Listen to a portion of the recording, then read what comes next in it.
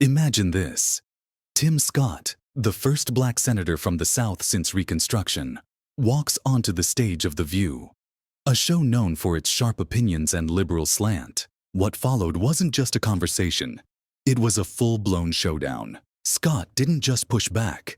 He tore apart their narratives, one fact at a time, leaving the hosts visibly flustered.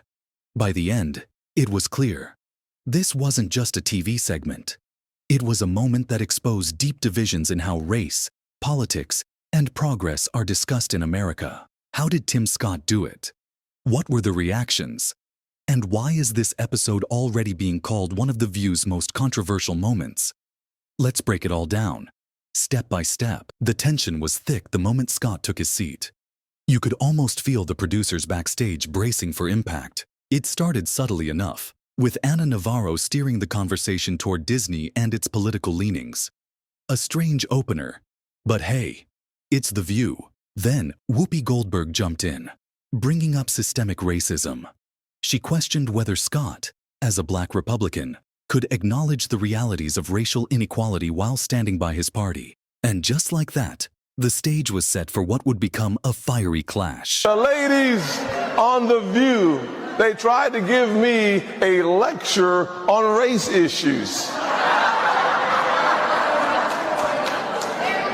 I blew up their talking points. I shattered them all over the floor. It got so bad that they had a producer run on the stage to cut me off. Because conservatism, you got it, baby. Conservatism, it worked. Sunny Hostin wasted no time. She asked Scott if he believed his success story was simply an exception, implying that systemic racism still defined the rule. For a moment, the audience held its breath. Scott, unfazed, responded with a statement that sent shockwaves through the room. That's a dangerous, offensive, and disgusting message to send to young people today. The idea that success is reserved for exceptions? That's not just wrong, it's harmful. He then outlined his own story, growing up in poverty, raised by a single mother, and working his way to the Senate. His life, he said, wasn't an exception. It was proof of what's possible in America. Answer the question that you've answered. Or does it even exist in your mind? Let me answer the question this way. One of the things I think about, and one of the reasons why I'm on the show, is because of the comments that were made, frankly, on this show, that the only way for a young African-American kid to be successful in this country is to be the exception and not the rule. That is a dangerous, offensive, disgusting message to send to our young people today, that the only way to succeed is by being the exception. Scott wasn't done. He pointed out real progress, citing historical milestones.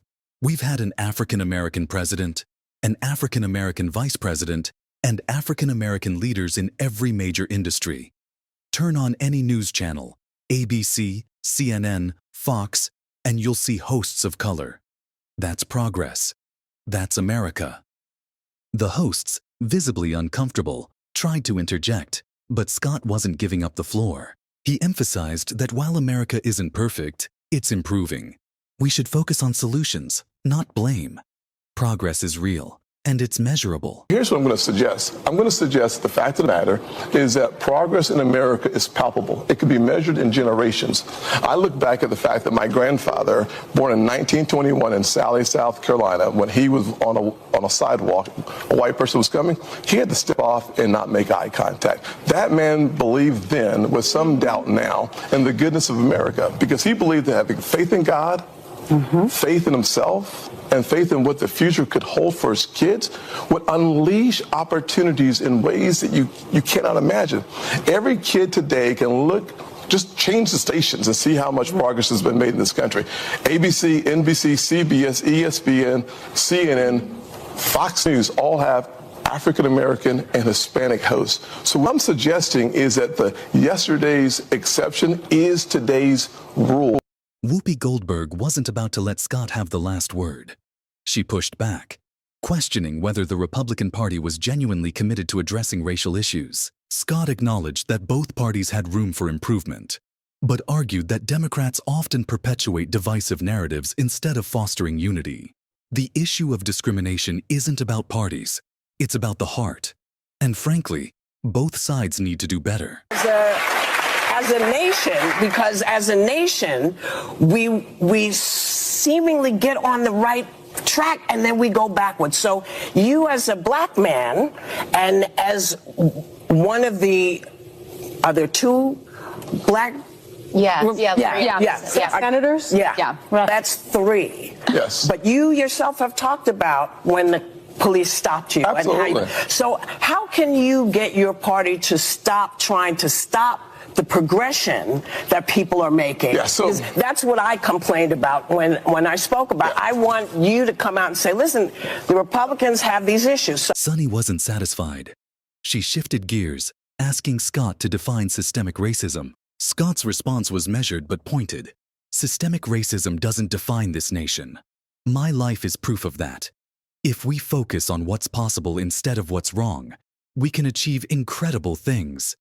He then cited record-low unemployment rates for African Americans during Republican leadership and emphasized the importance of economic empowerment. The audience erupted in applause, a rare moment of unity in an otherwise tense discussion. Nation, one of the things you have to do is look at the statistical realities. We brought African American unemployment, when we cut the taxes, down to the lowest level in the history of this country. For the first time, under 6%, it hit 5.4%. We saw this nation is making measurable progress in real time. And if we focus on that and continue to make progress, we will fulfill the notion that this is the nation that can become more perfect. And what I am concerned about fixing the structures and the systemic racism that is embedded in the fact of the matter is that we don't have to agree. We don't have to agree on the fact that As the debate intensified, Scott called out Joy Behar for past comments suggesting he didn't understand systemic racism. But here's the kicker. Joy wasn't even there to defend herself. Scott reminded viewers of her history with blackface, pointing out the irony of her lecturing him about race. The room grew silent, and then, out of nowhere, a commercial break. Critics quickly accused The View of cutting to a break to regain control of the conversation. Coincidence or strategy? You decide. This wasn't just about Tim Scott and The View. It was about a larger conversation on race, politics, and progress. Scott's appearance highlighted a deep divide. One side focused on America's flaws, the other on its potential. He argued that narratives of victimhood only hold people back, while stories of success inspire them to move forward. America isn't perfect, but it's the best place to achieve your dreams. Let's not let divisive narratives rob people of hope. Since the episode aired, reactions have been pouring in from all sides. Supporters praised Scott for standing his ground and exposing The View's hypocrisy. Critics accused him of downplaying systemic issues. Meanwhile, The View is facing backlash for what some see as a pattern of shutting down opposing viewpoints. At the end of the day, this wasn't just an interview. It was a defining moment. Scott didn't just defend his beliefs. He challenged theirs. He didn't just argue. He presented facts, stories, and hope. So now we turn it over to you. Did Tim Scott expose The View's biases, or were the hosts justified in their critiques? Drop your thoughts in the comments below. We want to hear what you think about this fiery exchange. And don't forget, like, subscribe, and hit that notification bell. We'll be here to bring you every twist, turn, and controversy. Stay informed, stay engaged, and as always, thanks for watching.